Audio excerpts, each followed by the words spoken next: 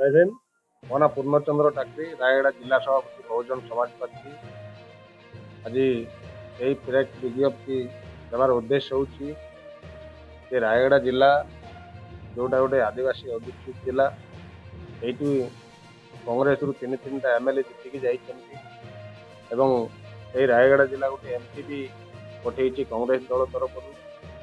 ଆଜି ରାୟଗଡ଼ା ଜିଲ୍ଲାରେ ଯୋଉ ମୌଳିକ ସମସ୍ୟା ଭିତରେ ପିଇବା ପାଣି ବହୁତ ସଂକଟାପନ୍ନ ହେଇଛି। ଏଠି ଛଅଟା ଯୋଉ ମେଗା ପ୍ରୋଜେକ୍ଟ ଚାଲିଥିଲା କୋଉଟା ବି କମ୍ପ୍ଲିଟ ହେଇନି। ଏଇଥିପାଇଁ ଆଜି ଆମେ ସରକାରଙ୍କୁ ସୂଚେଇ ଦେବାକୁ ଚାହୁଁଛୁ, ଅଳ୍ପ ଦିନ ଭିତରେ ଯୋଉ ଗ୍ରୀଷ୍ମ ପ୍ରଭାବ ଆରମ୍ଭ ହେବ, ଏଇଠି ପ୍ରତ୍ୟେକ ଗାଁରେ ପିଇବା ପାଣିର ସମସ୍ୟା ଅଛି। ତତ୍ସଙ୍ଗେ ସଙ୍ଗେ ରାୟଗଡ଼ା ଜିଲ୍ଲା ଗୋଟେ ବହୁରାଷ୍ଟ୍ରୀୟ କମ୍ପାନୀ, ଏଇଠି ଆଦାନୀ, ବେଦାନ୍ତ, ଉତ୍କଳ, ହିଣ୍ଡାଲକୋ ଉପରେ ବହୁରାଷ୍ଟ୍ରୀୟ କମ୍ପାନୀ ଗୁଡ଼ାକ ଅଛି। ଏଇ ଜାଗାରେ ଲୋକଙ୍କୁ ବିସ୍ଥାପନ କରି ଯୋଉ ପୋଲିସ ଦମନ କରି ପ୍ରଶାସନ ଏବଂ ସରକାରଙ୍କର ମିଳିଭଗତରେ ଯୋଉ ପୋଲିସ ଦମନ କରି ଲୋକଙ୍କୁ ମିଥ୍ୟା କେସରେ ଭର୍ତ୍ତି କରାଯାଉଛି। ତତ୍ ସହିତ ଏଇଠି ଯୋଉ ବେକାର ଯୁବତୀ ଅଛନ୍ତି, ସେମାନଙ୍କୁ ସ୍ଥାୟୀ ନିଯୁକ୍ତି କରାଯାଉ ନାହିଁ।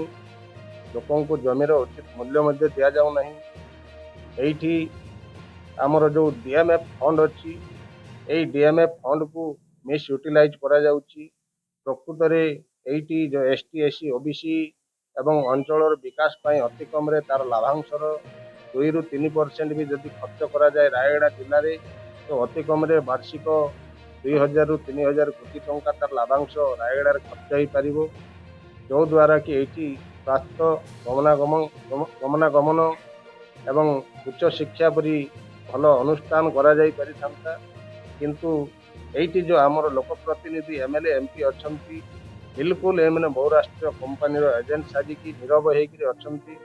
କୌଣସି ଆବାଜ ଆଜି ତ ବେଦାନ୍ତ ବିରୋଧରେ ହଉ ବା ହିଣ୍ଡାଲକୋ ବିରୋଧରେ ହଉ, ଉତ୍କଳ ଆଲୁମିନା ବିରୋଧରେ ହଉ, ଲୋକଙ୍କର ସୁବିଧା ପାଇଁ କୌଣସି ଆବାଜ କରୁନାହାନ୍ତି। ଏବଂ ଆମର ଯୋଉ MG NRGA କୁ ନାମ ବଦଳାଇ ଆଜି ଲୋକଙ୍କର ଯୋଉ ଲେବର ପେମେଣ୍ଟ ପାଇବା ଏବଂ ଲୋକଙ୍କର ଯୋଉ ମେଟେରିଆଲ ପଇସା ପାଇବା, ଦୀର୍ଘ 6 ମାସ ହେଲା ଲୋକ ପଇସା ପାଇ ପାରୁନାହାନ୍ତି। ଲୋକ ଯୋଉ ଦୈନିକ କାର୍ଯ୍ୟରୁ ବଞ୍ଚିତ ହେଉଛନ୍ତି। ସେକେଣ୍ଡଲି ରାୟଗଡ଼ା ଜିଲ୍ଲାରେ ଯୋଉ ଚାଷୀମାନେ ଆଜି ଯୋଉ ହଇରାଣ ହେଉଛନ୍ତି, ଗୋଟେ ଚାଷୀ ଠାରୁ 100 ରୁ 150 କୁଇଣ୍ଟାଲ ଚାଷ ବୋଲେ ଧାନ କିଣା ଯାଉଛି, ବାକି ଧାନ ସବୁ ଆଜି ସାହୁକାର ପାଖରେ ଲୋକ 2000-1500 ଟଙ୍କାରେ ବିକିବାକୁ ବାଧ୍ୟ ହେଉଛନ୍ତି।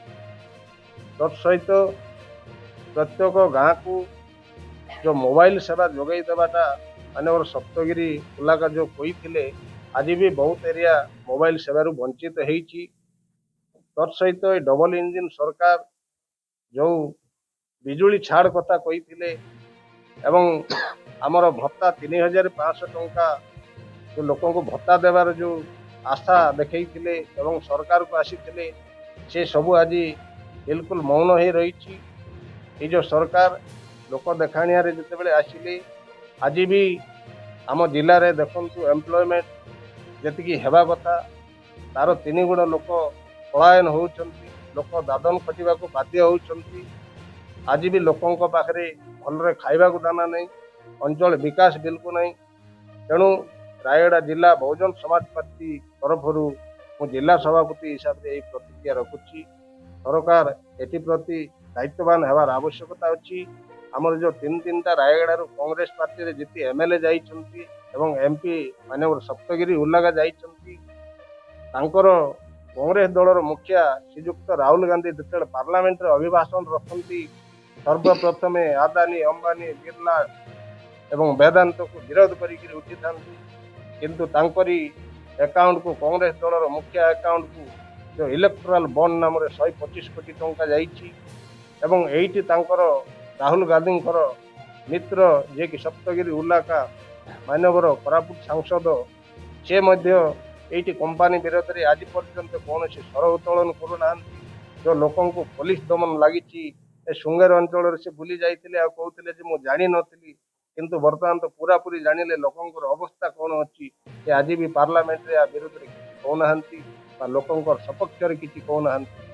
ଏଇ ମୌଳିକ ସମସ୍ୟା ଗୁଡ଼ାକ ଯାହା ଅଛି ଆମ ଅଞ୍ଚଳରେ, ଏଇଟା ଯଦି ଯଥାଶୀଘ୍ର ସମାଧାନ ନ ହୁଏ, ବହୁଜନ ସମାଜ ପାର୍ଟି ରାୟଗଡ଼ା ଜିଲ୍ଲା आगामी मार्च मासरे समस्त कंपानी विरोधी एवं लोकंकर अधिकार सपक्ष ये रायगढ़ जिले में एक विराट बड़ प्रदर्शन कर मेगा रैली अनुष्ठान कर जिला सभापति हिसाब से मोर व्यक्तव्य।